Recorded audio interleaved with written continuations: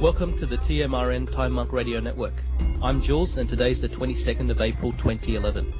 Today we have Turd Ferguson, a precious metals and economic researcher and licensed securities trader since June 1990. Turd's website is tfmetalsreport.blogspot.com. Hi Turd, welcome to the WebBot Forum Roundtable. Thank you very much. It's a pleasure to be visiting with you guys. Well, thank you, and we promise not to mistaken you for Norm MacDonald. The WebBot Forum administrator is Fox, and today he will be doing the recording and technical support of the show. Several members of the forum were kind enough to join us tonight. They include moderators Mulder and Unkbubby, along with members McLaren, Giuseppe, and Athena.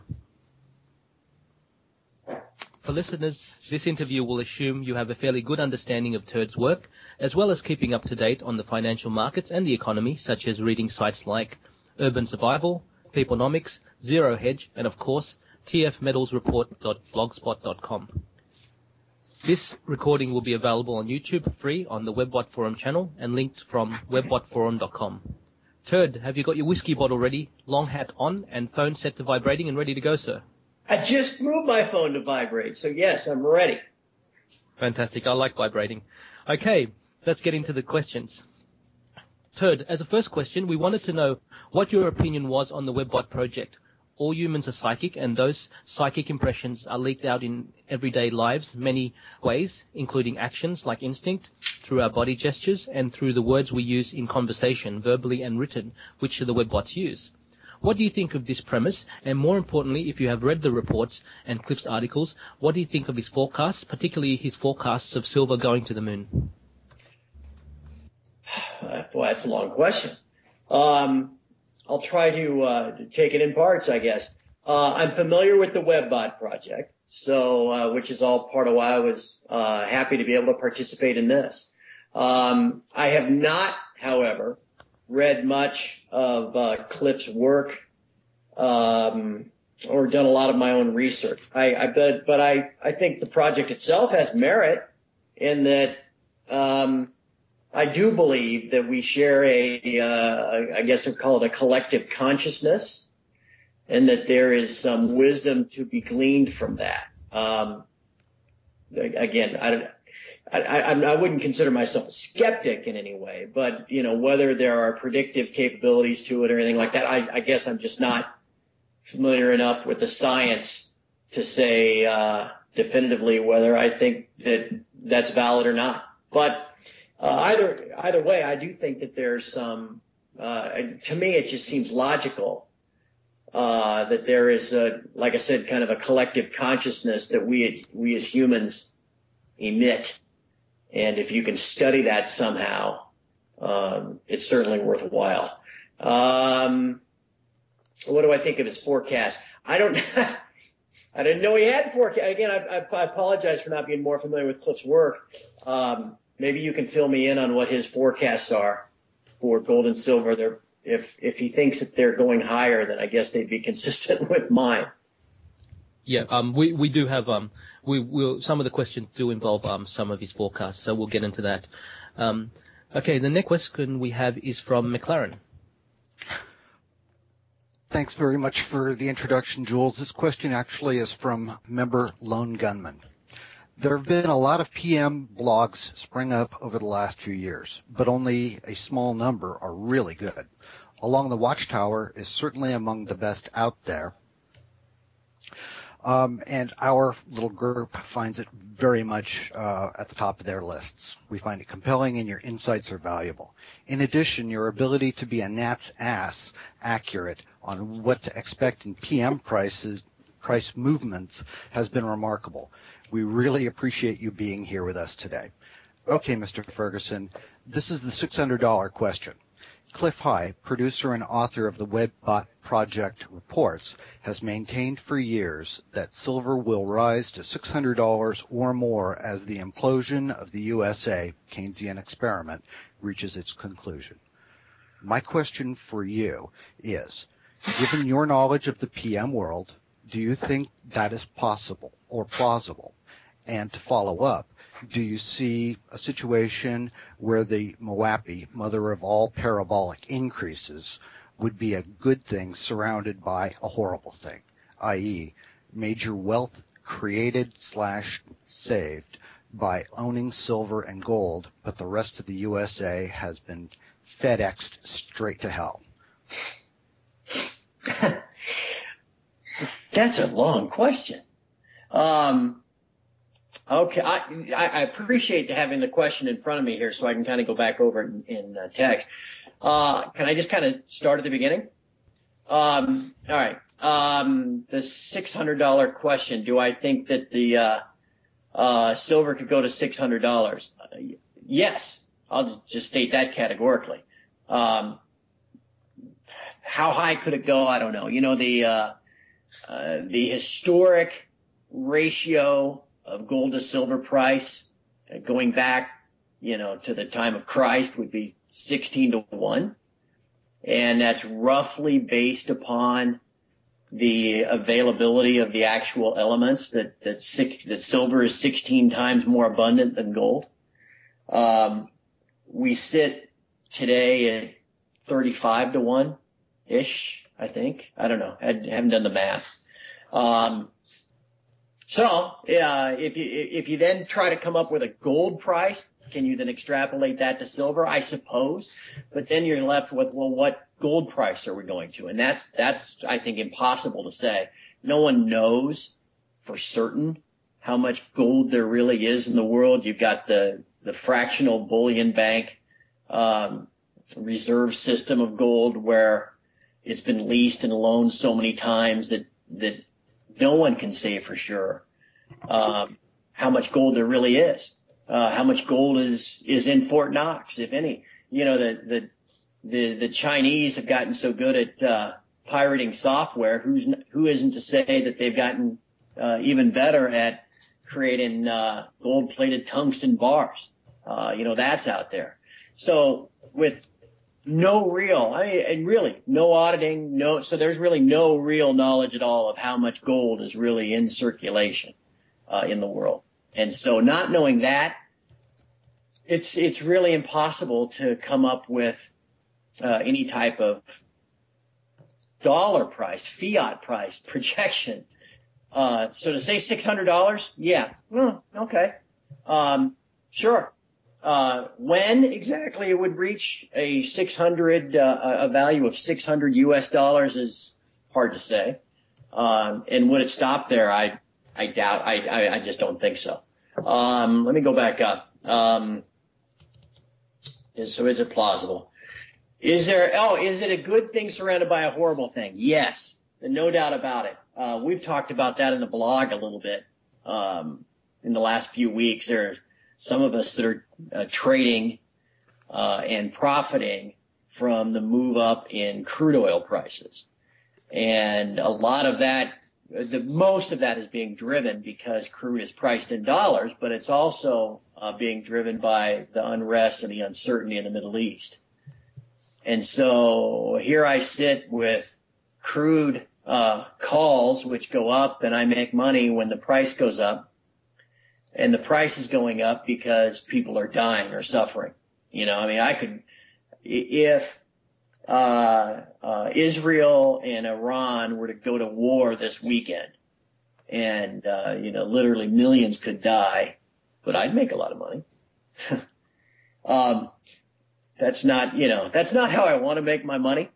So is the mother of all parabolic increases a good thing surrounded by a horrible thing? Yes. As an American citizen, and as one that,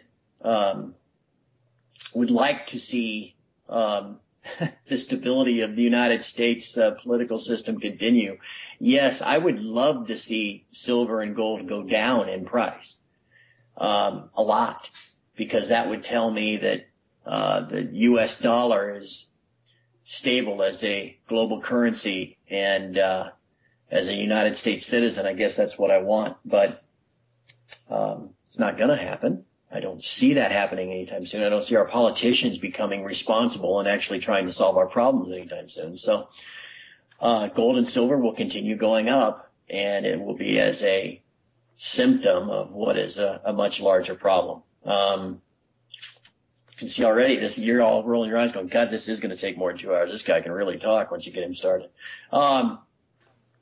Major, and okay, the last part, major wealth created and saved by owning silver and gold. That's the idea behind the blog that I write. Preparing accordingly, and that we are all along this watchtower. I think it's the Old Testament book of Daniel that talks about that we have been given the capacity by our Creator to see what is going on and see it clearly. We've been granted that ability. Not that we're all prophets in the Old Testament sense, but we've been granted the brains and the wisdom to see what's happening. And so therefore it is our job to alert as many others as possible. Most won't listen, but it is our job to alert as many others as possible. We also must prepare ourselves. If our neighbors aren't going to prepare, if they are going to be caught flat-footed, we can do everything we can to tell them, but most won't. But as the circle tightens, at least personally, we will have prepared, and our families will have we'll have set the table for our spouses and our children and maybe our immediate families to at least they are prepared. I'm sorry, I don't mean to ramble in that regard. Does that make sense? You see where I'm? Yes, we do. Thank you. This is McLaren. Another question from Lone Gunman. This is another question right out of Cliff's reports. Could you envision a scenario where we see several days of $1 moves in the price of silver? It's already happening. We know that. Followed by a couple of days of $5 moves and then a $20 a day move in silver.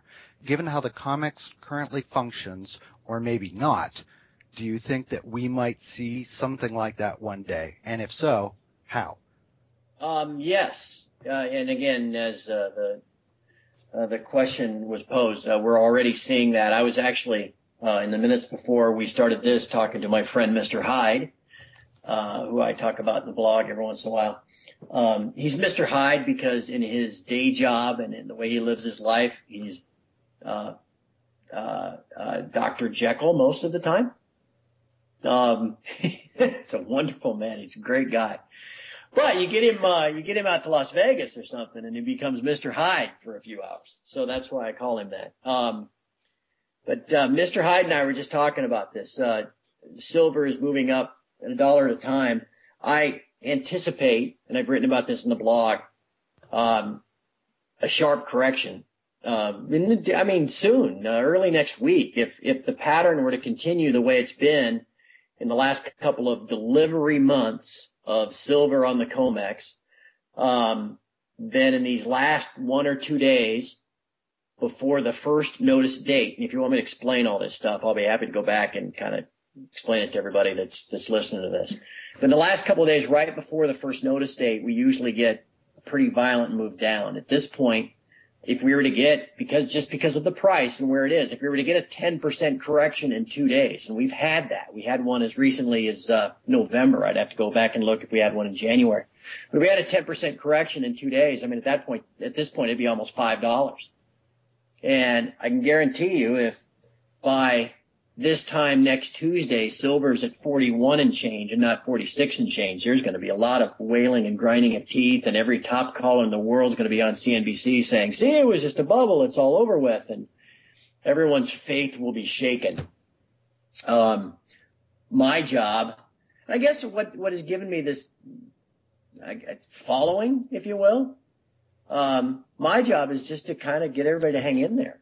I'm just a believer in the long-term trend. I just recognize the truth. I see the truth. I know what's going on. And I don't have a normalcy bias like 99% of the of investors and traders and stuff out there. I recognize that we're moved into a whole new paradigm. So the trend in precious metals is just continuing to be higher. So if you just recognize that and recognize there are going to be dips, there are going to be corrections just because they happen. People take profits and get skittish.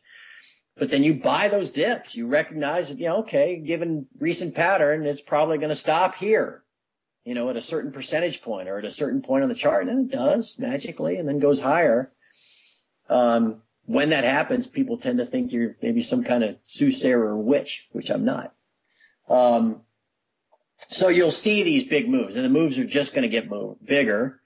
And compare it to when the Dow Jones Industrial started getting to 10,000, it would go down 200 points in a day, and you'd be, that's not that big of a deal. It's only 2%. But boy, back when it was at 3,000, if it went down 200 points in a day, it was a big deal.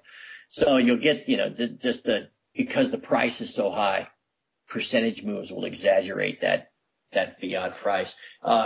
Given how the COMEX currently functions, do you think we might see something like that, one day $20 moves? Yeah, sure. Yeah. Yes. And that day is coming. In silver, it appears to be coming pretty quickly. What do you think the $20 moves would signal in the economy? I mean, like a $20 move is drastic. A $20 move for, I say, a $60 price in silver is 33%. So what type of effect do you think that would have? What type of society would it be in? Well, why don't we address it this way? At this point, a $20 move would be almost that'd be a 40% move in a day. If silver is trading at $200 3 years from now, then it's only a 10% move in a day. So maybe we ought to call it a percentage move. If silver is moving 20% in a day, what is that telling us? It's likely telling us that the COMEX is broken, that the global delivery process of mining silver out of the ground and converting it into jewelry or coinage or whatever, that process is broken. And we need a new method of price discovery, and a new method for, in simplest terms, buyers and sellers, to meet. That day's coming. There's no question in my mind, that the current state of affairs, the status quo, if you will, of the COMEX and the LBMA being the structures through which silver is purchased or hedged or delivered, that's going to end. It's inefficient, and it's too full now of fraud and deception. In the days past, where money was fiat, paper, and promises backed by the full faith and credit of a government, you could get away with the COMEX and the LBMA being this price discovery process. In the days to come, where I foresee some type of global or regional reserve currencies that are backed with tangible assets like gold or like energy, they're going to have to be more honest and open and trustworthy sources of price discovery, and the COMEX and the LBMA will probably, LBMA maybe not, but the COMEX will certainly go away in how they do things. So anyway, getting back to then what this means, when you start seeing 20% moves, that'll be a sign that it is rapidly coming to a close on the COMEX. Thank you, Turd. Another question, another forecast from Cliff of the Webbots is that the gold and silver ratio not only will drop to historical norms, which is around 16 or 12 to 1, but for a brief period to hit parity, 1 to 1. Is this likely in your opinion? And if so, what type of effects would we see in the economy, financial markets, if they still exist, and food prices, etc. under that scenario? Would it be an orderly move as we're currently seeing to that 2 to 1, 1 to 1 ratio, or not? No, that's a good question. I think, any ratio is, that has a history behind it. Where you're comparing one thing versus the other, or an index versus to it. you'll see in that history a move where they get out of whack, sometimes to certain measures of, how many different standard deviations or however you want to measure it. Because that history of gold to silver is so long, I would really be surprised, unless the fundamentals really changed, that you would ever get gold and silver to permanently move to a ratio like that. I mean, it could go like, if whatever it is, 16 to 1, 12 to 1, whatever is our historic ratio we want to use, when it got to 100 to 1 or 80 to 1 10 years ago, that's however many standard deviations away from what is normal. And so you had to feel that was going to close. If it were to go to 2 to 1, again, it'd be almost the opposite direction, the same magnitude. And you'd say, well, okay, that's probably going to change. The only thing that would lead me to think that a move to a ratio like that would be permanent would maybe be some change in the fundamentals, where all of a sudden there was a cure of cancer that involved the industrial use of silver. You know what I mean? Something like that, to where the demand equation for silver was so dramatically altered that it would alter that ratio going forward. If we're just going to be using it for its silver, for its industrial use, but also primarily for its monetary use, then I would expect that ratio to still hold. So I could see it happening again. Who would have projected it would get to 100 to 1? But it is now coming back to more of this normal range. So if it were to get to 2 to 1, I'd expect that to be temporary as well. Hey, it could. I mean, if what is, I think, is possible. I mean, I'm not all knowing. I mean, I don't know. All I'm doing is projecting and sharing my opinion with people. But if I'm right, and there is nowhere near the amount of silver that is physical silver available as is underwritten by the cartel, if you will, of bullion banks on the COMEX, then all of a sudden there's going to be an awakening one day that people go, whoa, wait a second, hold on. We thought there were, X billion ounces available on the face of the planet. You mean that there's actually only a fraction of that? That realization may temporarily drive that ratio under 10 to 1. But again, I think the next question then would be, well, wait a second, if there's that little silver, there's probably that little gold too, and then the ratio expands back out. So yeah, it's logical. It makes sense. The next question we have is Giuseppe. Hello, Mr. Ferguson. How are you? Giuseppe, nice to visit with you. Thank you for being on. My question is going to be about paper-denominated assets. I'll ask you this first one here. Value of paper-denominated assets have become very easily manipulated, some to grotesque proportions as opposed to their underlying physical. Since paper can be swayed one way or another depending on the amount played, much like a poker game, do you see an unhinging event happening in the future of paper, gold, and silver markets, breaking away from the physical metal? And how do you see this playing out? That is really one of the biggest open questions right now about people that I guess like myself or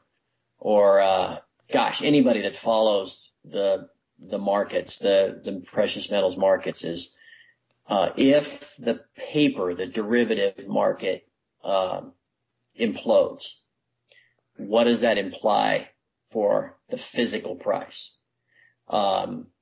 Is the physical price driving the paper prices? And frankly, it's all conjecture. It would be, since it would be an original event, we don't have a lot of history, and that's why people are giving it so much thought. If all of a sudden the COMEX can't deliver, well, all right, then what value is a COMEX contract? That's ultimately the question. You have, let's say I own a COMEX contract that says someone's going to pay me or deliver to me 5,000 ounces of silver on a certain date. But if all of a sudden the COMEX defaults because they don't have the silver. Well, who owes me that silver?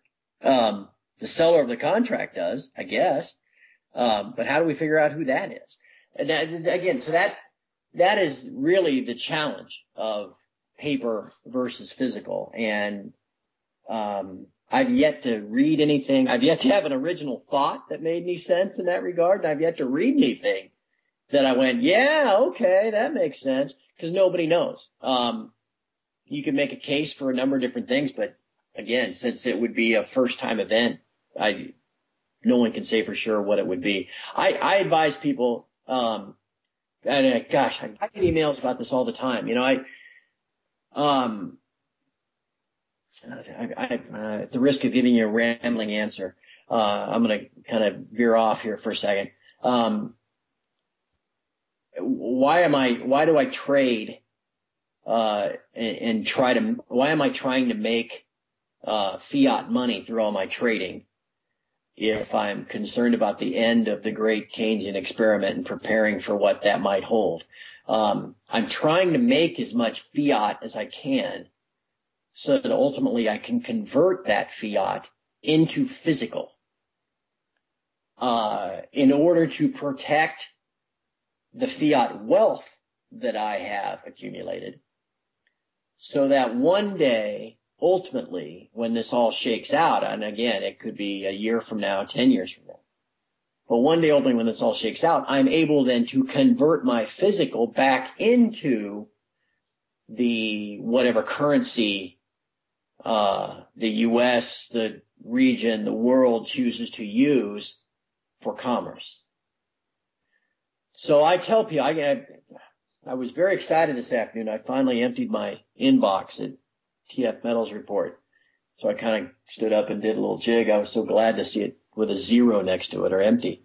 Because I get so many emails. People ask me all the time, well, what is the right, how much gold should I own versus silver? You know, what percentage? I can't tell people. I mean, not in the business anymore of giving investment advice. But what I do tell people is, you know, you buy gold, physical gold that you hold in your hands, to protect your wealth.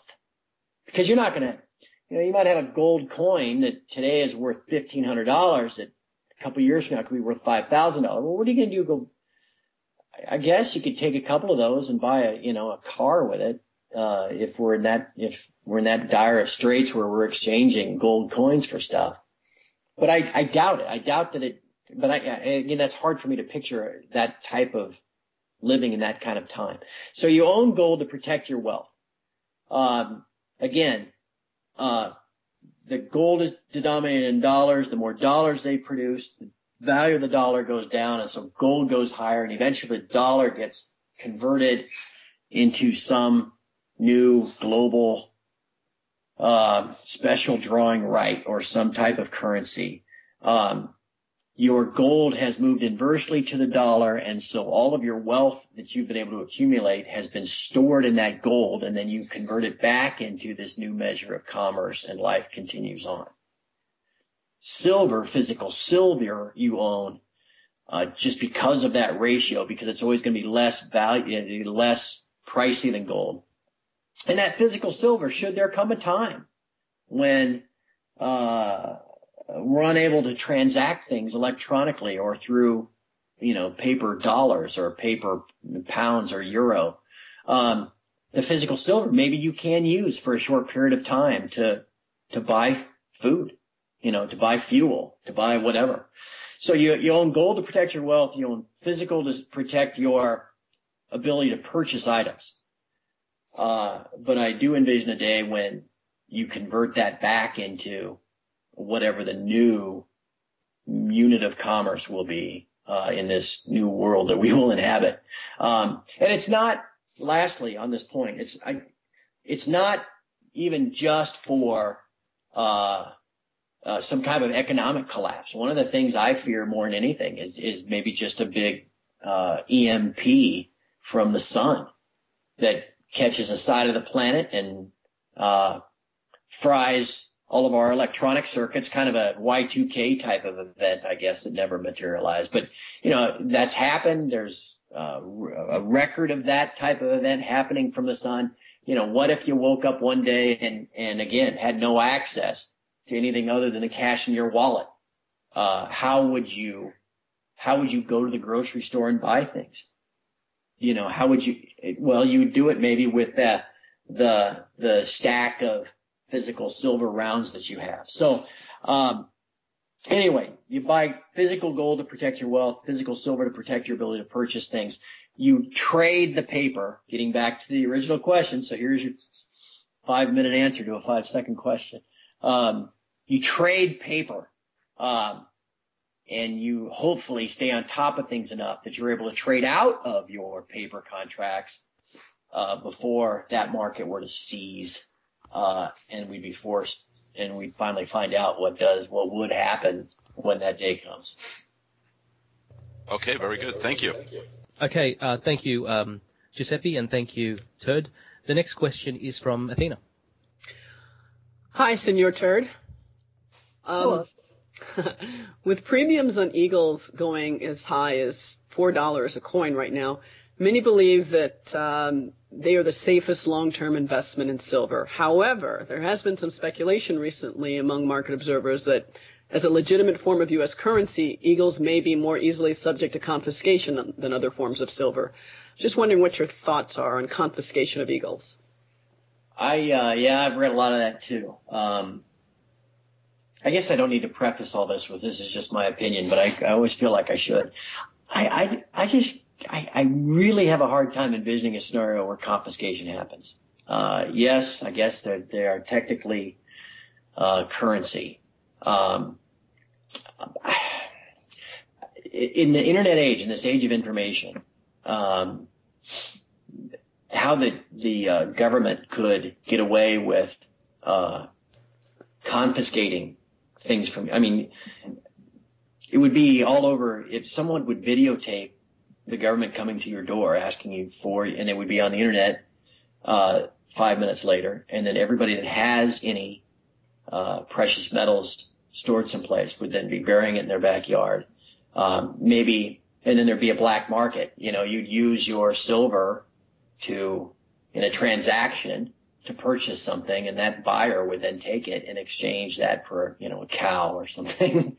And it would never get in the hands of. So an edict issued from Washington that says we are, everyone that owns silver Eagles must turn them in as of, April 30th at midnight. I just can't. I really have a hard time. I can envision a lot of things. I have a hard time seeing that ever happen. Did you have a question about, I'm trying to go back. I apologize. The question, here, I should read it here. Well, I think you pretty much answered it, I think. So anyway, that's just not something I'm worried about. Whether, and a premium of $4, 10%, that's not really growing. Even though they're getting harder and harder to come by. Because the mint, as you probably are all aware, is not making very many Eagles these days because they can't get their hands on the silver to do it. So I would expect that premium to even go higher. Now that doesn't mean you can't buy, Maples or whatever. But I own, for full disclosure, ASEs are what I have. Got them upstairs right now. Well, you know what? Actually, let's expand the conversation and ask about. Let's ask about confiscation beyond Eagles. Do you see the government, U.S. government or any other government, ever coming in and demanding possession of any metals, gold or silver? No. Could they? Could they try? Sure. Yeah. If it was the last time, and I'm not. I can't speak well enough to the history, but I know that, people say, oh, in 1933, that's what they did. And, well, that was 1933, You could send out a gold confiscation team to every burg and hamlet in the U.S. and confiscate as much as you could, and no one would know it. There's barely even radio back then. Today, with the internet, They couldn't get away with it. I mean, so anyway, I just don't think it can happen. As a practical matter, I don't think they can do it. Off subject, could the government mandate something where any asset, people are talking about the government might make all IRAs purchase government bonds to create a kind of a false demand. Hey, it's your patriotic, I mean, they've done that before. It's your patriotic duty to support Uncle Sam, buy war bonds. I could see that before I could see confiscation of metal. Okay. Thank you. And I have another question. Now that JP Morgan has been licensed by the CFTC to vault silver at its own private facility, there's been some concern that the morgue, JP Morgan, will be able to take delivery of its huge short position without actually having physical silver available, sort of a sleight of hand. And since there's no real reason to trust or believe that Morgan will act ethically or at this stage in the game, I'm wondering what effect, if any, do you think JPM's new vaulting ability will have on its continued ability to manipulate the short and long-term price of silver? I found it interesting that they got approved so quickly. And so I find it more intriguing, not so much on their future efforts to cap price. I find it more intriguing from the aspect of they don't have physical silver to deliver. When I read that story, my thought was they are opening this vault and it got approved so quickly so that they can collect customer silver there and use it to lease out and settle in the physical delivery process. And I still think that that's what they're doing. There have been stories in the last 12 months about I don't know if it was Goldman or just some of these big banks allowing gold to be used as margin collateral, that type of thing. And that should send a lot of red flags right there, that they're accepting that, because to me, and again, I'm not an expert in all things, but when I heard that, I think of a stock. If someone's going to short a stock, the stock has to be at that brokerage on the company's books to loan to that person to short it, because you've got to have it to sell it, right? Okay. And when you're a stockbroker and you want to short stock for your client, you got to call the stock loan department and make sure they've got it on hand. Okay. Because you're selling it, so someone's going to take it, and that customer that has it is loaning it out. And so when I read these stories in the last 12 months or so about accepting gold as collateral for margin and things like that, that told me that the firms that want that gold so that they can then utilize that gold and loan it out in the delivery process. And so when I read this thing about JP Morgan and the silver, that was the first thing I thought of. Whether it's for them to settle their own thing, I don't know. Maybe. It could be. I mean, what do I know?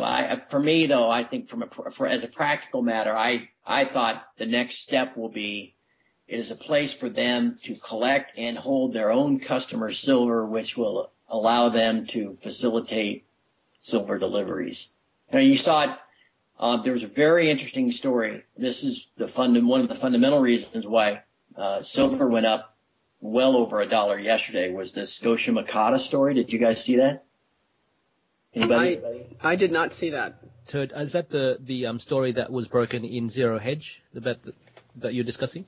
Yeah, that Harvey Organ noticed it too. This big movement of 5.2 million ounces of silver, which is a lot. I mean, what's the world produce? 8 million? I'm sorry, it's not that many, but I mean, it's a lot. When you say movement, you meant the conversion from registered to eligible? Yes, exactly. And it was just a thing that they did on their books. But as I understand it, they had 5 million ounces in the classification under which they had it, made that, and again, the terms are kind of funky. But that silver, that 5 million ounces, was eligible to be used, leased out, loaned out, to be used in the delivery process, okay? Which is coming up here in the May delivery month. All right, so Scotia had this 5 million ounces, and if JP Morgan needed to settle 100 contracts, make sure I'm doing my math right, that's 500,000 ounces. They would use that silver of Scotia's was there for them to access. And then JP would lease it, deliver it, and then if I understand all of this right, which no guarantees I do, JP Morgan would be under obligation at some point to come give that back to Scotia. So that was 5 million ounces that were there to be used in the settlement process. And what Scotia did is they reclassified it and moved it into I can't remember what the term is, but now it's not eligible anymore. Okay. They said, we're going to keep that. We're not putting this out there to be used. We're keeping this, on hand to ourselves. Effectively eliminated, I can't remember what the number was, 13% or something of what is thought to be there. 25%. Yeah, it's big. I mean, that's big news. I mean, I was, again, make it sound like I talk to Mr. Hyde every day, but I'm remembering the conversation I had with Mr. Hyde, my buddy, yesterday. That may be the Franz Ferdinand, Archduke Ferdinand moment, if you will. We look back now at the guy in Tunisia that set himself afire because he thought he was being subject to injustice. And that one event led to the ouster of whatever he was, the king of Tunisia or whoever he was. And that has led to the events in Egypt and Libya and everywhere. That one guy.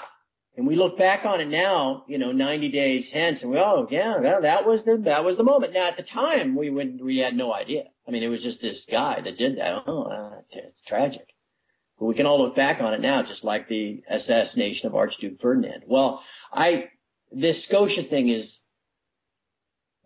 has the potential to be the thing that, we look back come, July, which is the next delivery month of silver. And if silver's at $75 and everybody and their brother is concerned about, the viability of the COMEX and will it default, and it is defaulting, we may look back and go, that right there was your sign that there was serious trouble. It may be nothing. But it kind of jives, Turd, with University of Texas asking for delivery of gold and maybe further companies asking for delivery of gold. So it kind of jives with that as well. Could be true, and that could be the same case. Because again, if someone, I mean, I look at it as a legitimacy thing, I guess. If another massive holder of gold were to look at that as an eye-opening thing and say, well, geez, Texas people, they seem like they're pretty normal. I wonder maybe this isn't a big conspiracy theory gold bug issue. Maybe there's something to it. Maybe I ought to get my hands on our gold too. And somebody else demands $500 million worth of gold, and somebody else demands $1 billion worth of gold. They get out of hand real fast. Because again, I'm a firm believer that it's, this fractional bullion banking system is going to unravel. Hi, this is Mulder. Do you think that all this talk that we've been reading about or hearing about on the internet about, supposedly being able to bankrupt the silver shorts at like the JP Morgan silver shorts at $50 an ounce has any truth to it? Mulder, I don't know. One of the more, remember, I'm just a regular guy. There's a certain Jimmy Stewart quality to the situation I've found myself in, and that I'm an ordinary man that is suddenly in a rather extraordinary situation with this blog.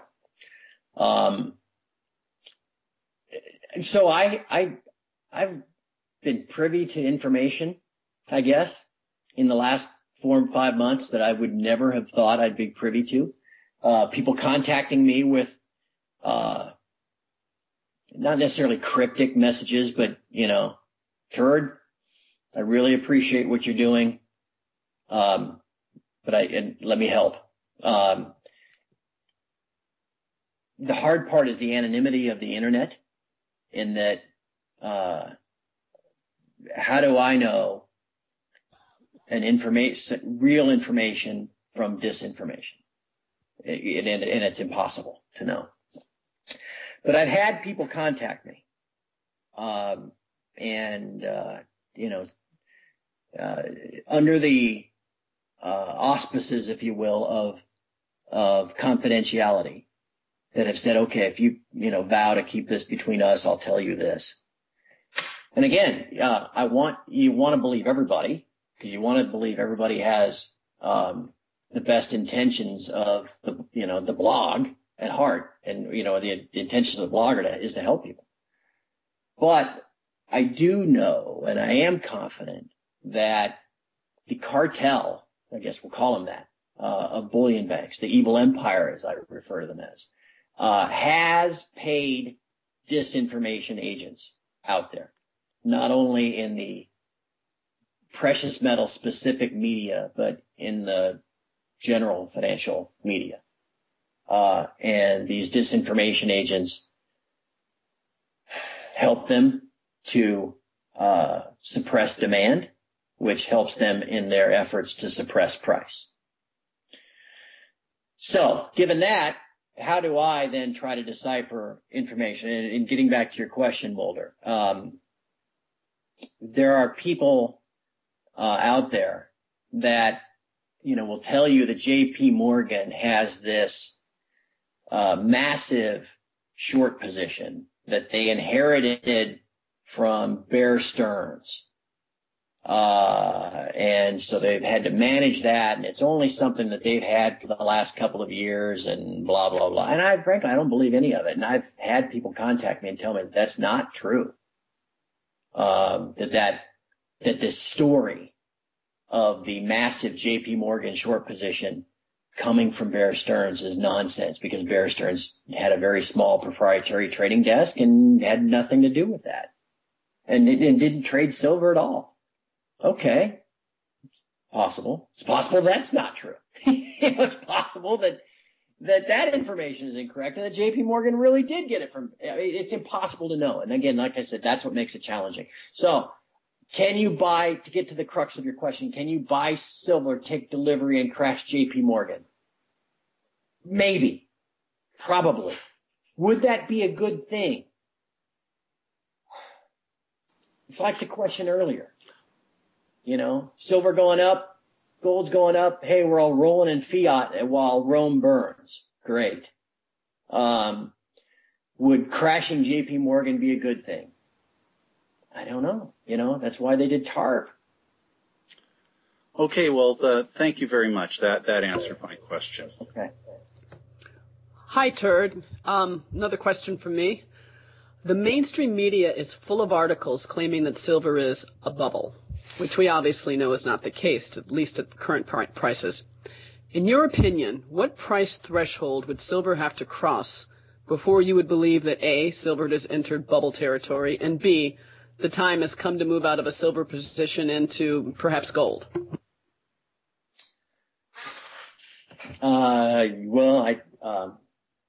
Athena, you're right. It's definitely not in a bubble.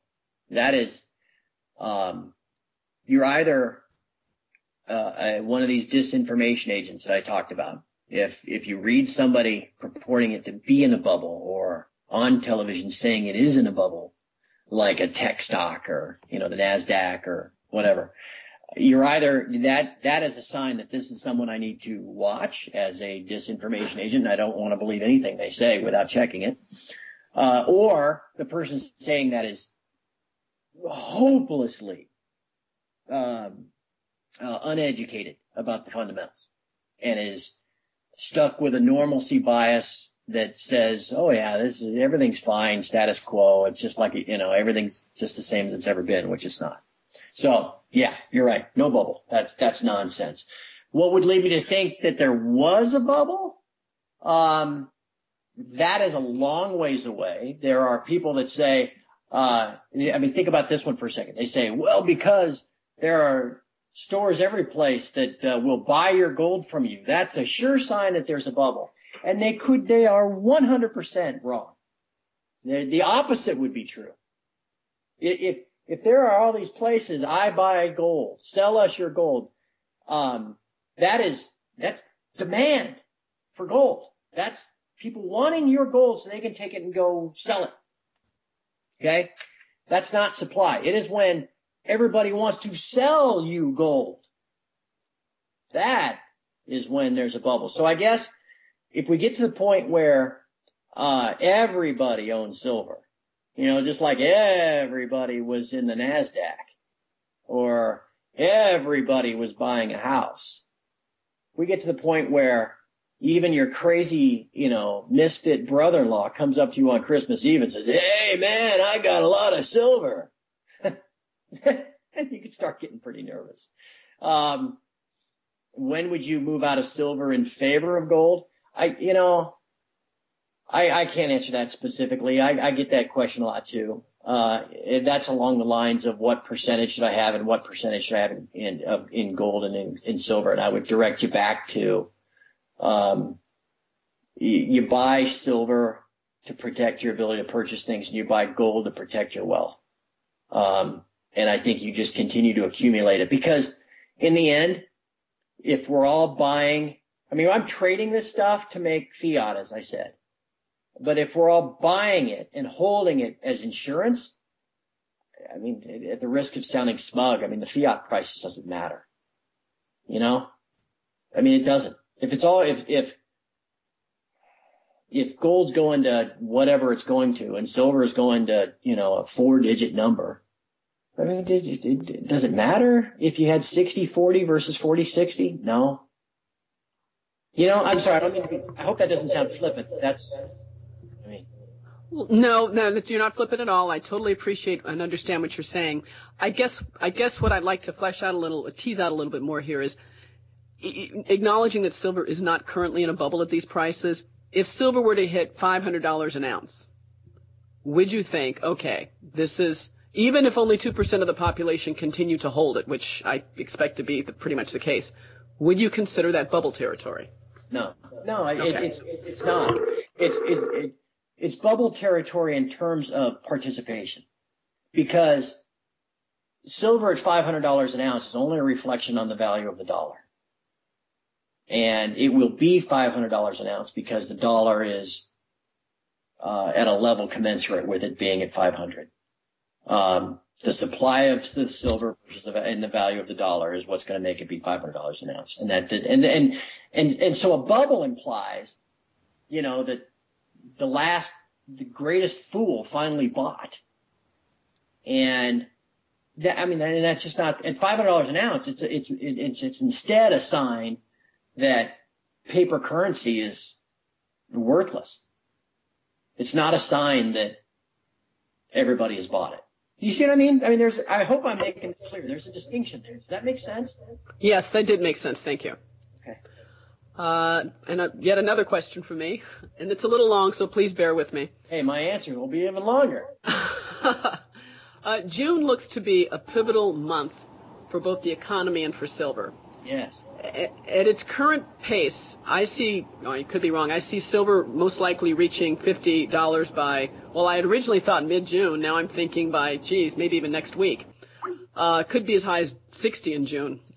But June 30th is the date which the Fed is supposed to terminate QE2.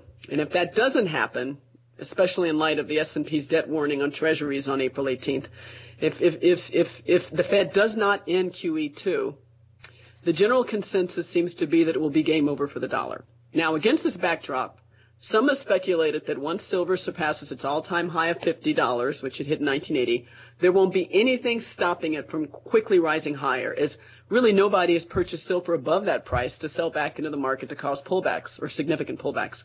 So in light of all this, all of these forces converging, do you believe that June will be a watershed month for the price of silver? God, that's a great question. You know why? Because there's like 12 questions inside the question. There's so many things we have to cover inside that question that I apologize ahead. I got to take them all one by one. Let me first, though, the June thing for silver. I think June is going to be, it's going to be something else. Now, before I get into that, pattern would suggest, since if you were to look back at the charts, especially the recent charts, the precious metals have been moving in kind of 6-month duration moves. When I made what has now become a famous would be right because the community is so small, but my famous blog entry that promised $1,600 gold by the 10th of June. I did that simply because we were at the bottom of a correction, which was predicted by the cycle. And if you were to just look forward then at the average length of the next up move from the bottom of the correction and the average percentage, you came up with a number around $1,600 by early June. So, it wasn't real complicated. That pattern would suggest that price would peak in this current move from the end of January. That price would peak and then move into a corrective and consolidative. Someone will look that one up. Consolidation phase for about 6 to 8 weeks from the middle of June to the middle of August-ish, in there somewhere. Now, that's, pattern recognition. That's that's what I do. What could disrupt that pattern is the goings on in the silver COMEX. And I guess that then gets to the crux of your question. Could June be crazy? Yes, because there will be, much like how May has turned out to be similar to February, which turned out to be similar to November. Those are the months that preceded the delivery months of December in silver, March in silver. April has turned out. I misspoke. And May in silver. The next delivery month in silver is July. It's the second biggest delivery month of the year, after December. And so June, has the potential to really be, if the volatility and the percentage of the move of the price of silver has increased from November to February to April. If the COMEX survives this month of May, and it probably will, June's going to be even more crazy as we approach the first delivery date for July, which will be somewhere, I don't have it in front of me, somewhere right at the end of June. So anyway, I apologize. Again, that's a long answer, but June should be nuts. It does coincide with the stated end of QE being the end of June, and I see some folks might want to take a quick break. Maybe we can talk about that in a few minutes. Quantitative easing won't end. It can't. It can't.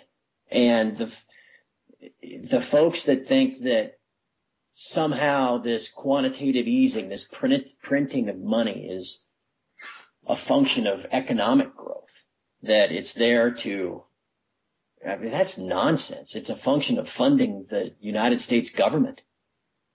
And without the Fed in the market, which, as you probably saw, PIMCO estimated the Fed's involvement in the Treasury market at 73%. Without the Fed actively in the Treasury market, there is no Treasury market at this point. They are the Treasury market. So without them, where would rates go? A 5 years, what, 3.5, or 10 years, 3.5%? Where would it go? 10%? 12? 15? And you couldn't, the economy would then collapse, so tax revenues would collapse, and you would only further have to do more QE. So it's not going to end. It's not. They may dance around, and maybe we'll get a sharp correction at some point in June. They may dance around and try to make it look like it's going to, but it's not. I mean, you can't. So, anyway, June will be fun. How did you survive May? Well, thank you very much. Sure. Thanks, Turd. What we'll do is we'll just have a quick break. Whiskey bottle's a bit dry, so let's have a quick 3-minute break. Okay, I'll be right back. Thanks. We are with Turd Ferguson from tfmetalsreport.blogspot.com. Mulder, you have a question for Turd. Yes, Turd. What is your favorite precious metal to own at this point in time, and why is it your favorite? My personal favorite is silver, for many of the reasons that we've discussed. The potential for just a parabolic move upward, what some would call a signal failure, where the price of it moves in double digits every day for a period of time. Because of that very real potential, which would come from the struggles delivering silver on the COMEX and the realization that they're near the silver that has been contracted out, I trade silver. If you don't like the volatility, however, people should own gold or trade gold, because silver is going to have, it's going to have some tremendous downdrafts, which will present compelling opportunities to buy it. It could get to 55. It could be pushing 60 by the 10th of May. Who knows? It could then turn around and in a week be back under 50 and at 45. And if you're not a ardent believer in the long-term fundamental story, that could shake you out and really rattle you, and you'd think, God, I'm never trading that crap again. Jesus, God, I lost 15% or 20% in a week. And so that might freak you out, and you'd never go back and thus not be protected. So, okay, great. Back to your buck on silver. Awesome. Okay. You partially already answered this one, but I'll ask it anyway. Do you see any advantages to owning gold over silver? Just because of that ratio, it is easier to own it to protect wealth. Again, and silver has always been a monetary, here it is Good Friday, 30 pieces of silver. But gold is it's the money of kings.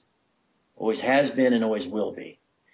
So what do you think the proper gold to silver ratio should be? I would just go back to what it's been historically. Eric Sprott wrote a letter to his people, his clients, whatever, everybody that gets it, earlier this week, and he just talked about that historic ratio and how it is reflective of the actual composition of the earth, that there's roughly 16 times more silver than gold, so therefore that should be your mean that things would deviate from.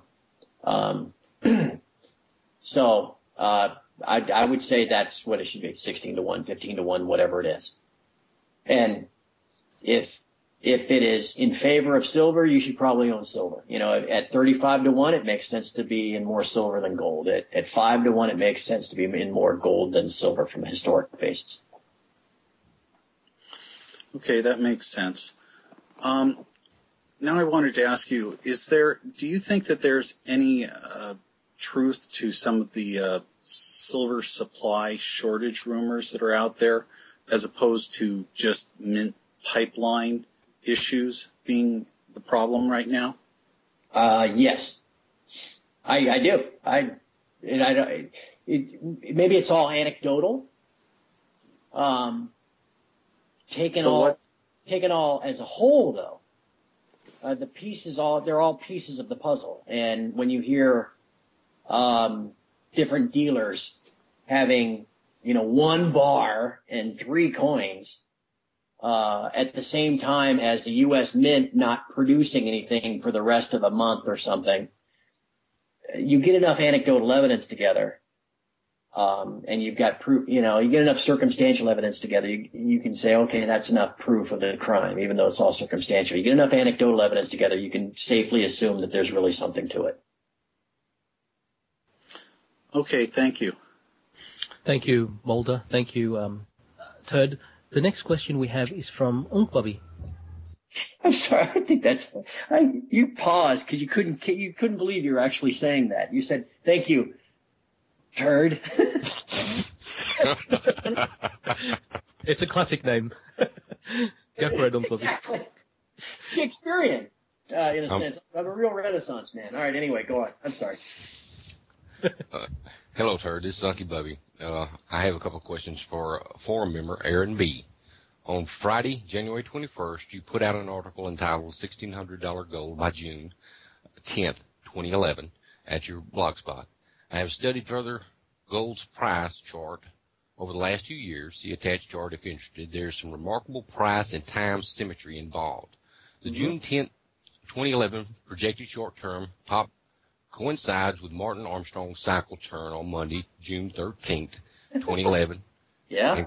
And Chris Carolina's gold sonar model peak of June 7th, 2011. Both their models have gold and silver strengthening again in the fall of 2011. Question, do you expect a 6 to 8 week correction and as much as 15% correction on gold after June 10th? Expectations for this fall? The short answer is yes. I can assure you that I didn't look at those guys' work when I wrote that. All I did was look at the past. Again, I'm a full believer, ardent believer in the fundamental story. And so as long as the fundamental story continues, then I would expect the cycles and the patterns to repeat. And so, yes, everything would point toward, and all I did was look at a calendar and cross off days. Everything would point toward a peak of some kind in that early to mid-June time frame, just because that's what's happened in the past. Now, again, the wrench in the works is what could be going on in the COMEX in June in regards to the July silver contract, because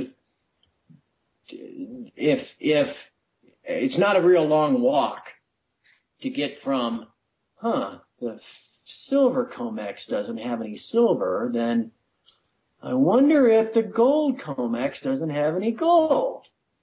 And that could change that dynamic. And those waiting for a correction or those selling at 1,600 could be left, waiting for a pullback. But certainly the pattern would suggest, and you can just go back and look at last summer and the summer before that prices peak sometime around the 1st of June and decline into August, and then rally again until through the end of the year. And absent any fundamental change, be it the U.S. government getting some type of spending constraint or a collapsing COMEX, absent either of those two extremes, I would expect some kind of pullback. 15%, let me just do the math. What's that, a couple $100? Without looking at a chart, if that's plausible, we'd want to go back again and look and see what was it peak to trough the last couple summers. That would be a guide as well. That's $225, 15%. What did I say it was? Did I say less than that? I'm sorry. A $225 correction on gold. That'd be pretty big. Okay, so 1,600 something to 14. Certainly, again, every smarty pant top collar disinformation agent would be out telling you that you missed it and you got to sell, trying to perpetuate it and keep the Ponzi going. it would present a very compelling opportunity to buy at lower prices than we have today. And so if a correction develops, I guess, again, answering your question, if a correction develops, I would look at peak to trough of the last 2 summers and pick a number, so maybe it averaged out at 15% and you go 15% and that comes out to be 14.10.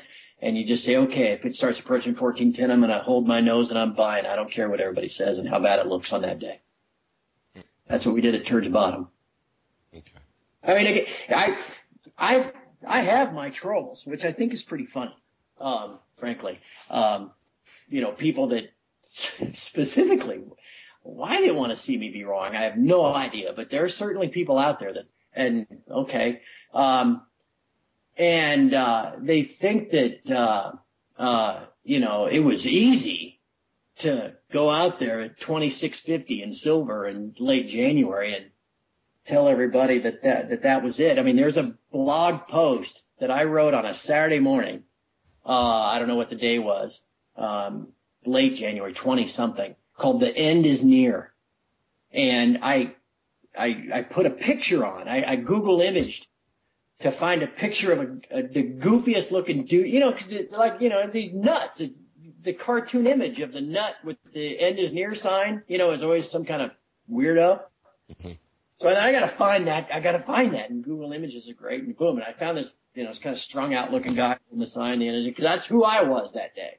Because everybody thought, oh yeah, to sort of stick your neck out at that time. And now you look back and say, well, that was easy. It was right at the moving average or whatever. Wrong. Nobody was buying that day. And, so it's not easy to call bottoms by any means. But if you have history as your guide and, you figure past his prologue, it's a lot easier than it would be otherwise. Okay. Thank you. Aaron has. I'm sorry, Jules. Go ahead. No, go ahead. Okay. Aaron had a second 2-part question that he wanted to ask, and it says, this past week Bolivia has threatened to nationalize its mines. Question 1 is, as silver and gold appreciate, do you see the likelihood of more nations being tempted to nationalize their mines? Yeah, that's a real concern. It kind of gets to some of the concerns people have had recently about the mining stocks not participating to the extent that you would think they would, given where the metals prices are. Frankly, that's got to be part of it. Bolivia was the one that was, and it was Coeur d'Alene and Pan American Silver that have big mines down there. That I can't remember what risk that is. That's geopolitical risk, or it's we'll call it nationalization risk. That you got to be mindful of in those stocks. And frankly, you almost have to, if you really want to participate in gold and silver, these ETFs, even though they're paper, are the best way to do it, because you're not subject to are they hedged or are they not hedged? Are they in places like Bolivia and other countries where nationalization could be coming? Because it is. I mean, it gets that nationalization is kind of along the lines of the confiscation issues. And no, I don't think the U.S. you could confiscate things in a small country ruled by some kind of despot, tin pot dictator. It is. And so if you really want to participate, you want to eliminate as many of those factors that could keep you from fully participating. And so there are not the SLV. You could use that to trade, I guess. You could buy calls on it. Yeah. But if you own that or GLD and think that you own physical, I think you're crazy. So I encourage people to look at what I think it's ProShares has the AGQ, which is a paper-only product. It owns silver futures, and it moves 2 times the price of silver. So you get double bang for your buck. It's not as much leverage and as much fun as trading actual options on futures, which is what I do. But if all your money's in an IRA and it's self-directed and you want to own something, HEQ, double long silver. Now it's pricey. It's now 300 something a share. And again, if you get into a 20% correction, that thing's going to get the living snot kicked out of it. That's true. So you got to stay pretty nimble. They have a double long gold, which is UGL, UGL. Where did they come up? Maybe it's ultra gold. So UGL, that's where they came up with that. But yeah, that's not a very fair, trading symbol. So you can trade, that is if you really want to if you think gold's going to 1600, you might as well buy that instead of buying El Dorado gold, or you could buy American Barrick because they're not, or Barrick, whatever they call it, Barrick Gold, because they're not hedged anymore. But I'd rather I think people should buy UGL instead of Gold Corp. Yeah, UGL is going to go up a hell of a lot more than Gold Corp is. Yeah. So, but you don't want to get married to them. And again, they're futures contracts. And if the COMEX falls apart, what's going to be the value of those things? But at least they're liquid every day, every second of the day. So anyway, how's that for a completely long answer? Sounded great to me. Is there nationalization risk? Yes. How's that? That sounds good. Thank you very much. Thank you. Okay, the next question we have is from McLaren. Thanks, Jules. This question is actually from forum member NAD. About the original manipulation, I think DARPA realized the electronics industry was a key area to promote our national security. Price suppression was required to ensure a low-cost supply of silver. Could this be why Buffett was made to sell his silver? The price increase based on his purchase had rocked the boat. What are the advantages or disadvantages to holding each of the following? Coin, rounds, bars, eagles? Thanking you in your language, I hate Blythe.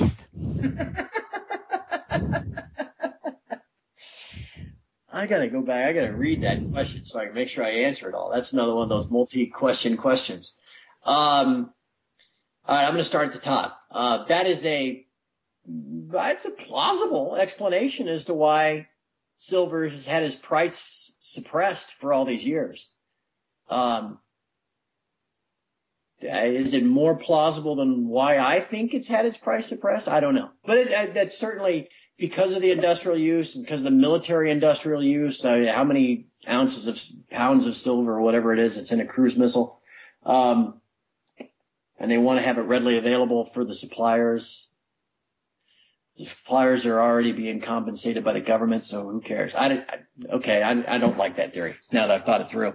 I think there are other more viable reasons as to why price is being suppressed than that. Okay. And that gets to the Buffett thing. And if you want me to expand upon my personal theory as to why precious metals prices are actively suppressed, I'll be happy to. Advantages, disadvantages of holding each of the following: coins, rounds, bars, and eagles.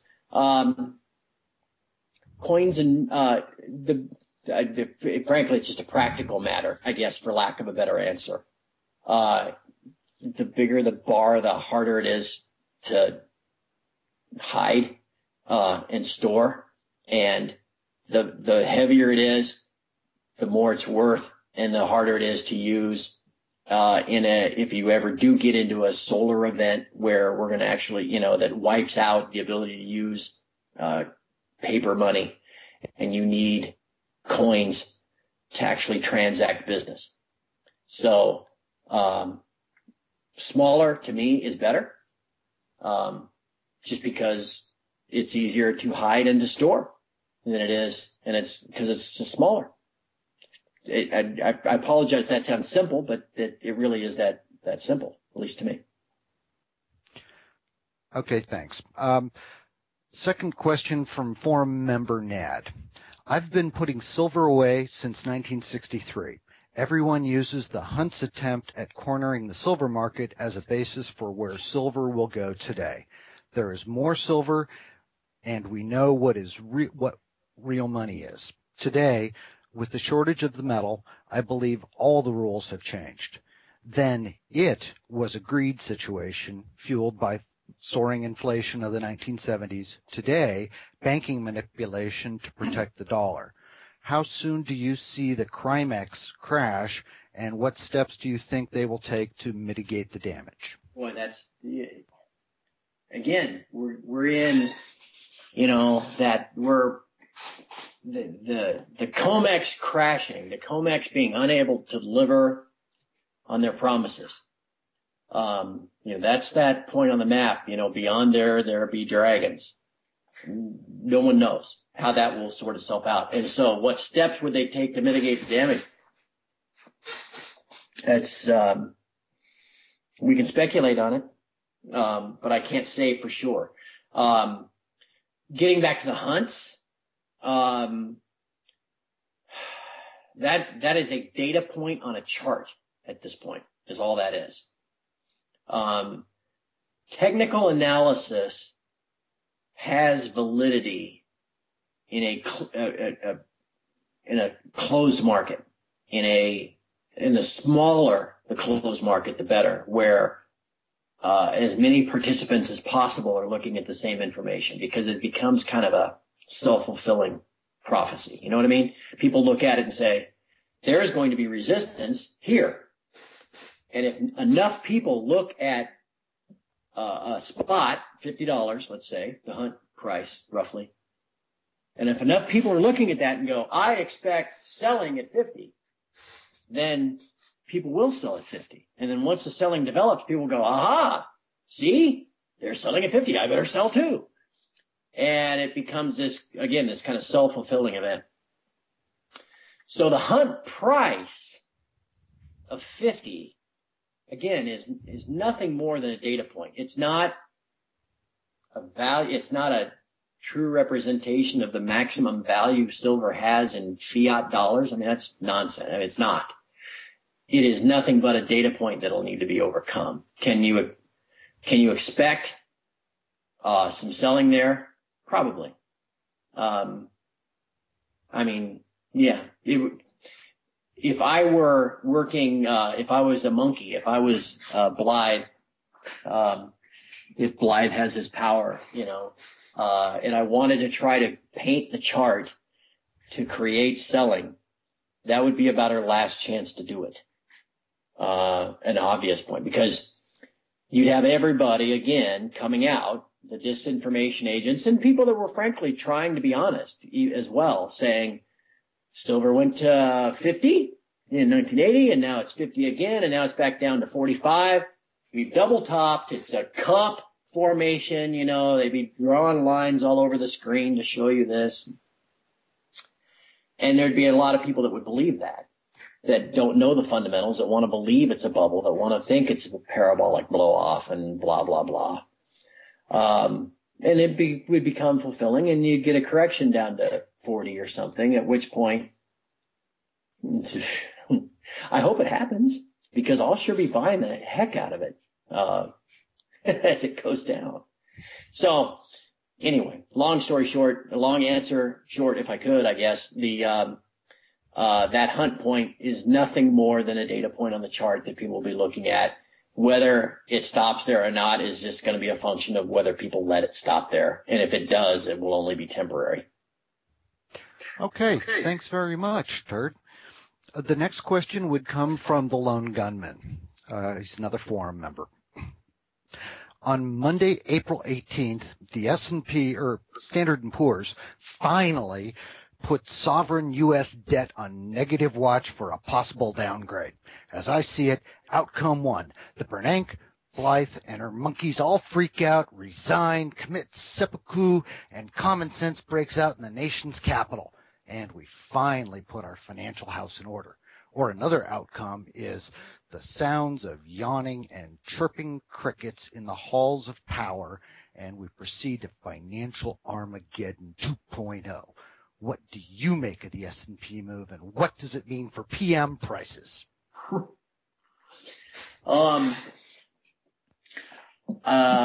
do I make of the S&P move? I think it is a CYA type thing.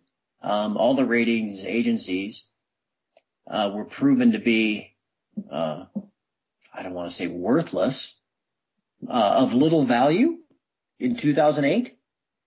And how could they try to regain any credibility while turning a blind eye to the balance sheet of the United States federal government?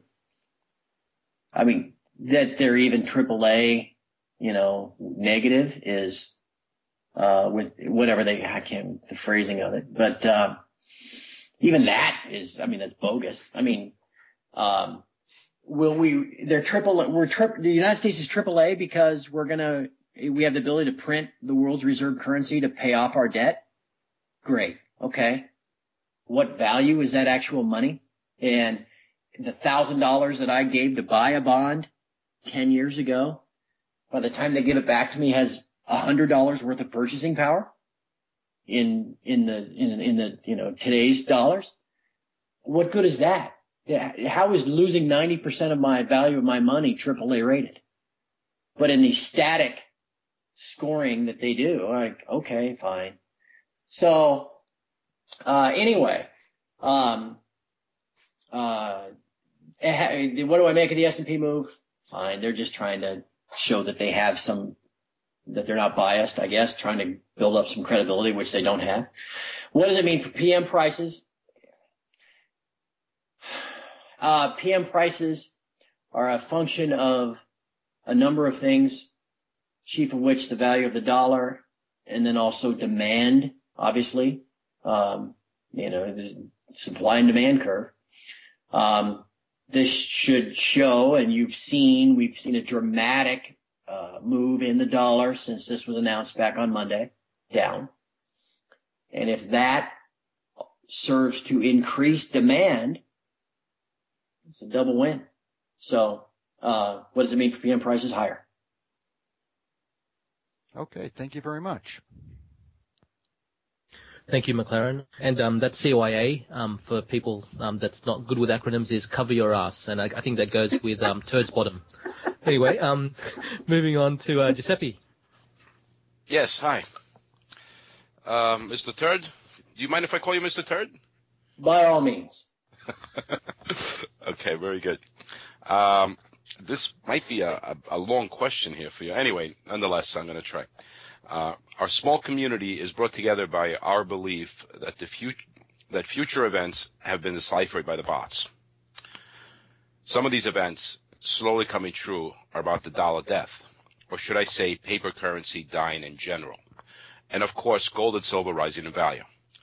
The basic prediction is of the dollar dying with all other paper-denominated currencies, and for a period of time anyway, gold and silver becoming their somewhat replacement, until a caloric or barter type economy eventually becomes the accepted norm. And here's the question to you. Do you see a time when the dollar will be shunned or not accepted anymore? You mean like today? The dollar chart would make you think that that's right now. Well, yeah, the dollar kind of broke down this week, huh? Oh, it's terrible. And again, the only reason it is where it is it's an index against other currencies.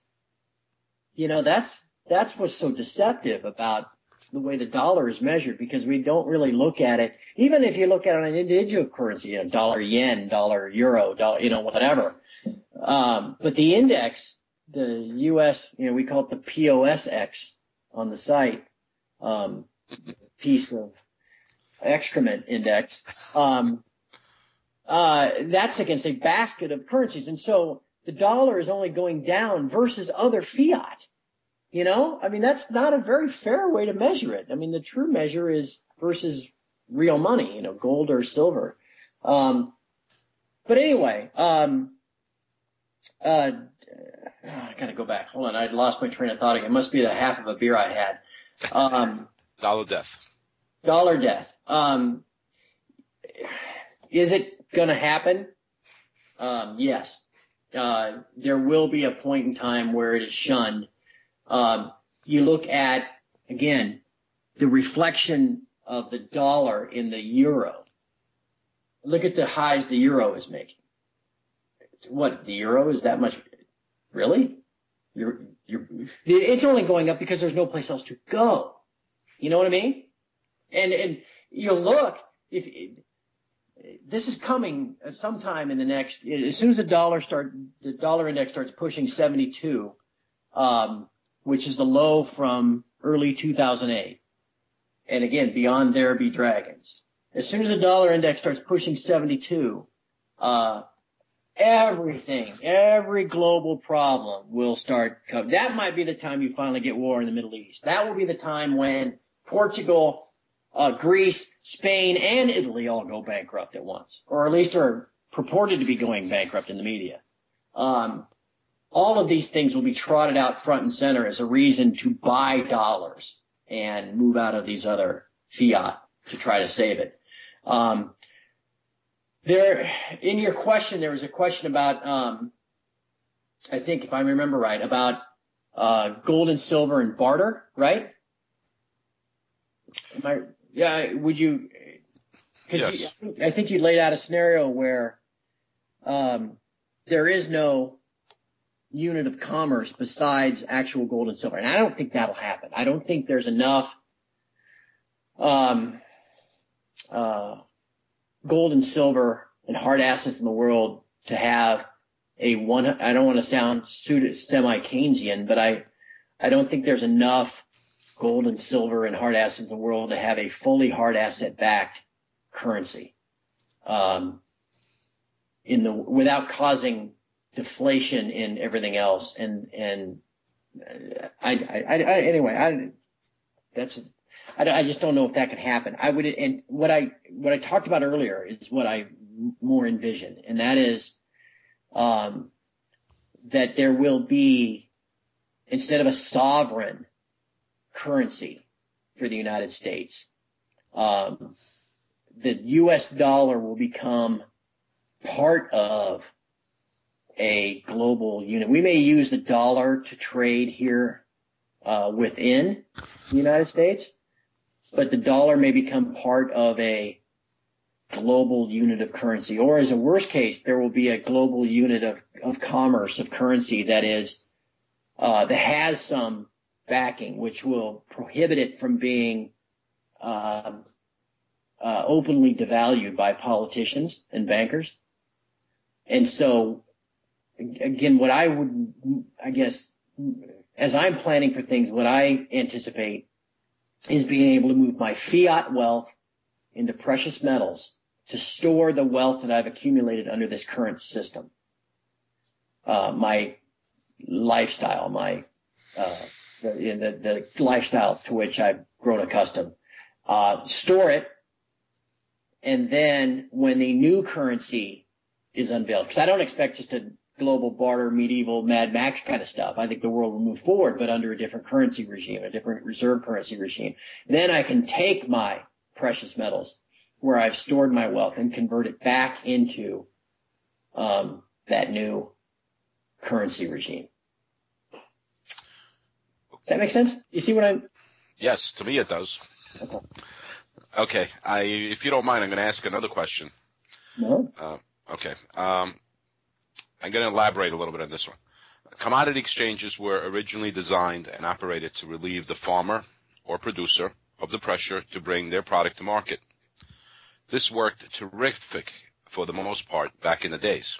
Mm-hmm. Fast forward to today's markets, we see the underlying commodity being less and less important to its paper contract. We see now a casino's circus with magic tricks as a requirement. We have delivery of contract not in the underlying commodity, but with paper money. Yeah. And all this backed up with the seal of approval by the FTC. Yeah. Not to make my question too long-winded, gold and silver exchanges are a very small in money size to most other exchanges, but their importance as true money have given these gargantuan sway. If precious metal contracts can be created out of thin air and delivered as an air-filled promise, which would be cash, Yeah. How can our markets give us a true gauge of the real value of the underlying commodity? Yeah. No, that's. I'm sorry, I didn't mean to interrupt you. Is that the end of the question? There's a little more to it. If you want to answer that part, and then I'll continue with that. It's up to you. Then see, that's the problem, and that's where, when we talked earlier about price discovery and using the COMEX, or the Chicago Board of Trade, or the LBMA, whatever, as this true price discovery method, I just think it's broken. And whether that final breaking takes place this month or in July or in 2012 or whatever, but the truth shall set you free. We have the truth on our side, and that is going to happen. I just don't know when. Mm-hmm. If you don't mind, I'm going to continue with the question. Yeah. Okay. Would it not be in the exchanges, or the plural exchanges' best interest to allow markets through supply and demand to gauge the true value of the commodity, rather than manipulate the price to increase value, like as in oil, or decrease the value as in gold and silver? Yeah. Is there a fix to this? Yeah, you would think there would be. Yes, but I'm going to go back to normalcy bias and maintenance of the status quo and maintenance of power, because if you are running the exchange, you would rather, without being the metaphor man, the devil you know is better than the devil you don't know. And if you're running an exchange, you know what you have, and you know how it works, and it gives you your power and your wealth.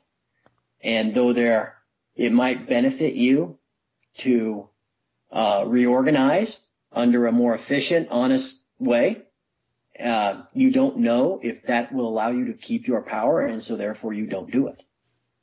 And so I would be very surprised if they voluntarily instituted a change like that. Okay, very, very good. Thank you. If you don't mind, one more question. Okay. All markets, as we know them, are paper-based markets. Mostly they can be summed up by an exchange of goods or promise for notes. In our case, the notes are debt-based. Let me call this liquidity. Lack of liquidity, the system dries up. Too much liquidity, the system overheats. If that is the case, can you give us an opinion of the massive liquidity injections ongoing by the private Federal Reserve? Why has this not stimulated our economy to overheat? And I thank you for the answers. I might be getting beyond my level where I add anything of value.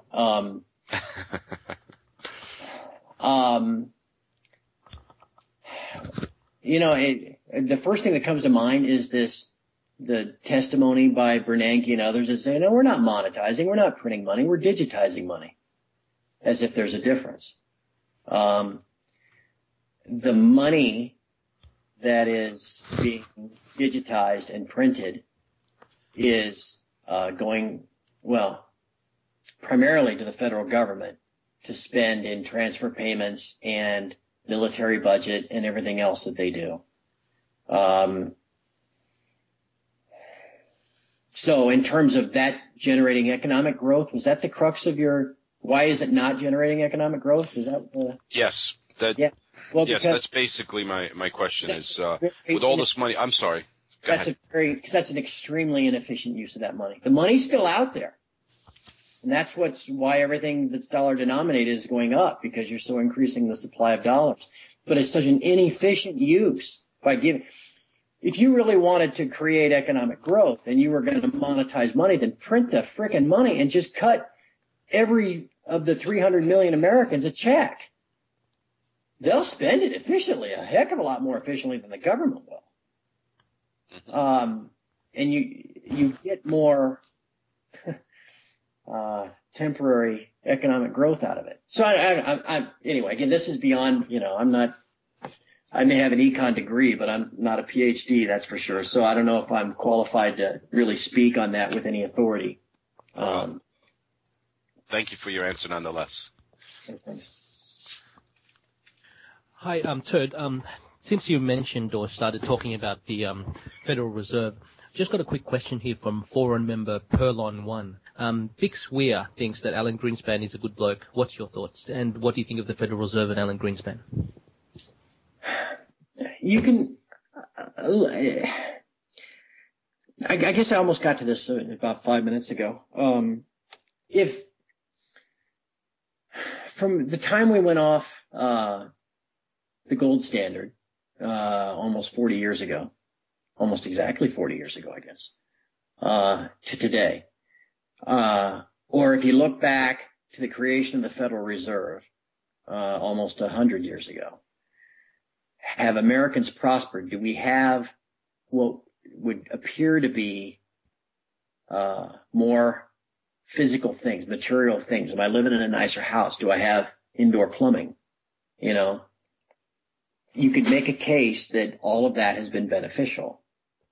And so that's why now I'm remembering where I was thinking this earlier. This was the, can you go back to a currency that is more zero sum in its effect of being fully backed by, and redeemable into a hard asset? And can you have that and really grow wealth, not only individually, but as a country?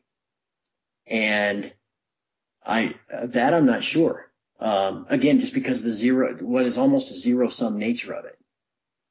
And so, I don't think you can argue with legitimacy that having a Federal Reserve and expanding the money supply and having it not tied to a hard asset, just openly printing it, because it has helped more people than it would appear to have helped more people than it's hurt. I don't think you can argue that it is, the work of the devil.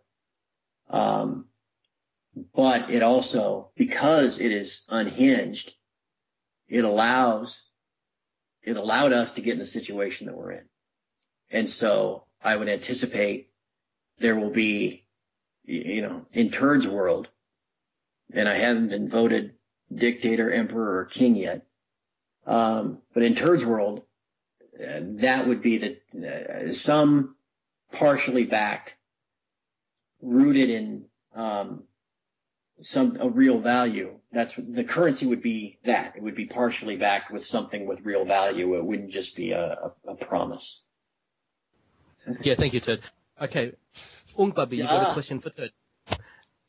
Yes, I have another question from Aaron B.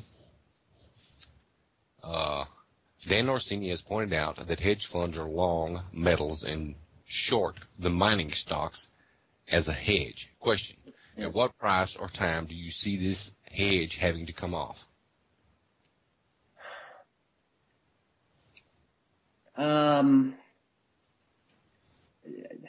I can't give you a blanket answer because as I understand it, all the hedges are too specific. And so to give a general answer to situations that were set up with specifics, I don't think I can. And what I mean by that is, as I understand the trade, an effective hedge fund manager ratio trade would be to take a miner that is fully hedged and therefore limited in their profit and earnings per share participation as metals go up. I mean, if you've sold forward all of your production for the next couple of years at $900 an ounce, it doesn't help you. It doesn't help you to have the metal going up. And so your stock price shouldn't be going up either, right? Because stock prices are ultimately determined by, most of the time at least, by earnings per share. That's one of the key metrics. So if I know that a certain miner is fully hedged at $900, there's no reason to expect a rising metal price to drive their share price up. Maybe it'd go up a little, but not nearly the same percentage and not nearly the same amount of money that you can make through leverage of buying gold contracts. So the ratio trade, and this is where I said it's specific, you might short a specific miner because you know of that hedging. And then you use those proceeds from that short sale to buy the bullion, the gold contract. Okay? So that's why it's impossible to say at a certain price level that becomes unworkable because it's specific to each miner. Do you see what I mean? Yes. Yes. I mean, again, not being a hedge fund manager employing that trade limits the amount of knowledge that I can impart on that answer. But that's how I understand it. And so the trade works. If you're trading miners, you just don't want to have hedged miners. I mean, that's why Barrick paid, what was it, $1.5 billion or something to get out from under all of their hedges. I mean, if you're a miner, I mean, it works to hedge. I mean, as the question was earlier, that's what these markets are designed to do anyway, to give a producer the ability to sell forward and lock in a price so that then they know and they can plan and, you know, do all their budgeting and everything else that companies do. But in and when gold was flat and declining forever, that made sense. But now, God, if you've sold forward years of production, you really, lack of a better term, you screwed yourself. You screwed your company. You screwed your shareholders. So Barrick at least went out and raised $1.5 billion at what was gold, 1,100 or something, 1,200 back then. And God, everybody and their brother was saying, this is it.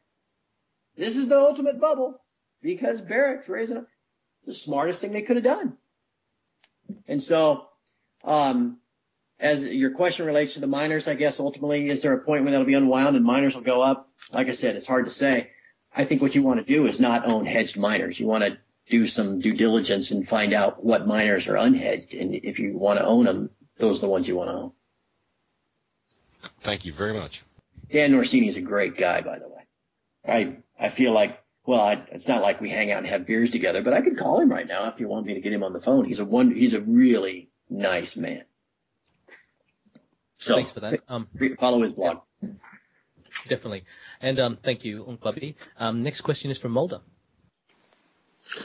Hi. Do you follow oil? And if so, what kind of price targets do you anticipate seeing hitting this year and beyond? I follow it. We talk about it on the blog. We've talked about it quite a bit lately just because gold seemed to be attached to it. And so we needed to try to project where crude might be going just so that we could use that information to kind of project where gold might be going. That's a temporary phenomenon. That's an algorithm-driven phenomenon. That's a managed money-driven phenomenon, and that'll change. But for the time being, and it's already started to unravel. I shouldn't make it sound like it's still going on. But there was a time 2 or 3 weeks ago where they seemed joined at the hip. So I follow crude. It's a really hard thing to try to trade. If you were to try to actually buy crude contracts, the margins are, it's really expensive. And the options are expensive. And they always have a lot of premium in them because you always have this event risk built into them, that the whole region could be on fire, by this time tomorrow, and who knows. So it's challenging. What about ETF alternatives out there, such as DBO and such? Yeah. There's just like the UGL and the AGQ. There is a double long crude UCO, UCO, that you can trade, and it's a double. Share price looks to go up 20% if crude goes up 10. I own calls. There's a lot of it would be a good web bot question. There seems to be a lot of focus around the middle of May for uprisings and revolts and rage and all of that. And so I own June and July calls on crude. Again, getting back to what we talked about earlier. So yeah, I'm going to profit off of mayhem and destruction and everything else. But at the end of the day, I'm really only worried about myself and my family. So if I can make money and then convert that into physical gold and silver, I'm gonna. It looks on the chart, I guess if this was part of your question, it's going to go back up to the highs. There was a stopping point that actually, in one of my really good calls, I noticed on the chart, I think I said 113.75, or maybe I said 114. It went to 113.80 or something like that a couple weeks ago and stopped and then turned. It's going to go up there again now that it's gotten through 110. What it does there, if it goes through there, it's going to 120 something, and through there, it's going to 140 something. And what you never know is the geopolitical risk. You can think, oh yes, gold should go down and all of this, and the chart looks terrible and blah, blah, blah. And the next thing you know, Iran closes the Strait of Hormuz. It doesn't matter how great your charts look. So that's what makes it more challenging, is it's so, you can see a drought coming. So, impacts that you can't plan on in trading grains or one thing. You can't see when Syria and Hezbollah are going to attack Israel. You know what I mean? Yeah. That can change so quickly that it's hard. It's really hard to do. Okay, well, thank you very much. Sure. Thank you, Mulder. And thank you, Turd. That May date was pretty interesting because don't know if you're familiar, Michael Rupert's saying that there might be a financial collapse before July, so that's quite an interesting mention of May. Turd, as we end this discussion, we wanted to ask you a two-part final question. You've mentioned about an EMP from the sun putting us back maybe to the Stone Ages. How worried are you about this, and are you familiar with 2012? I am worried about that. I worry about the stuff we just talked about, the geopolitical risk and the event risk in the Mideast, because it's stuff that you can't anticipate. I can look at charts and I can, knowing like the crisis unfolding, the debt crisis, the U.S. government funding crisis and everything, that is unfolding at such a snail's pace compared to an Iran-Israel war, or a Saudi Arabian rebellion, or a pulse from the sun. Those things are instantaneous, or would happen, overnight. Those are the things that I worry about. I can deal with what's going on in gold and silver because it's, like I said, it's a slowly unfolding crisis, and I can plan for it and play out. I can deal with trading grains because if there's going to be a drought or if there's going to be demand from ethanol, I can plan for that. It's these little things that whether an EMP is likely. Again, you're asking the wrong guy. I just know they've happened in the past, and it hasn't happened for a while. And if it, of significant magnitude, you could fry, half the planet, or maybe it wouldn't take up half because of the way the rays would come in. Maybe there would just be a stripe measured longitudinally where everything would get fried. I don't know, but that's the kind of stuff that I worry about. Yes. 2012. I'm a pattern guy. It strikes me as being a lot like Y2K. It's not something that keeps me awake at night. My 12-year-old daughter, she's worried about it. I don't say that as a way of decreasing the validity of anybody that is worried about it. Because I know people are, and they may end up being proven correct. But personally, no. Okay, and so with that said, you've posted frequently about the need to prepare accordingly. Would you elaborate on that for us? Besides investing in precious metals, commodities, what else do you consider to be important to prepare accordingly for? That term is kind of related to that sudden event, or frankly, when the U.S. debt crisis finally plays out and the dollar is devalued and we have this new currency and everything else, that will be an end point as well. Maybe not quite as sudden, but it will be an end point, and you have to be prepared for that. it's a small segment of the population that will have the wherewithal and the conviction to own precious metals to preserve their wealth and their purchasing ability. Preparing accordingly also means from disaster preparedness, you have a generator, which I don't have, frankly, but I'm in discussions to get that done. You have water filtration so that if I need to, I can go down to the pond not far from my house and run it through a Berkey water filter and have potable water for my family to drink. I'm taking delivery on half of a cow, slaughtered, and dressed and frozen. You should probably, I guess I probably didn't have to tell you that, but so I have food. I don't have a bunker full of canned goods, but I have a pantry full of food so that if we have to go a couple of weeks without leaving the house, we're ready. And so that's prepare accordingly is kind of a catchphrase for all of that, that we have to be, we know what, if you're paying attention, you know what the risks are. As a husband and a father and a son and a friend, it is my job to be, as we say, along the watchtower, not only preparing my personal family, but as many people as I can touch and influence. And so that's what that is. Thank you, Turd. Unfortunately, my whiskey bottle's all finished. Thank you so much, sir.